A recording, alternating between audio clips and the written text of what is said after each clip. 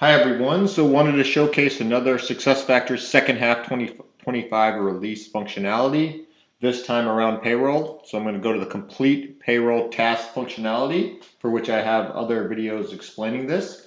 And so if you want to learn more about that, check that out. But the functionality, which was actually something I heard commonly as well, which SuccessFactors is delivering, is the ability to save filters. So let's just say you always want to come in here and see new hires.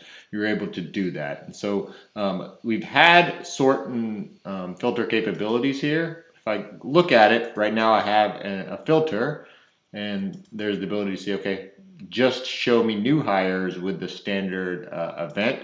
Whereas if you look at this, I do also have the ability to, choose any event that I have configured, along with some of the other things like status. So I think by default, SuccessFactors has open and in process.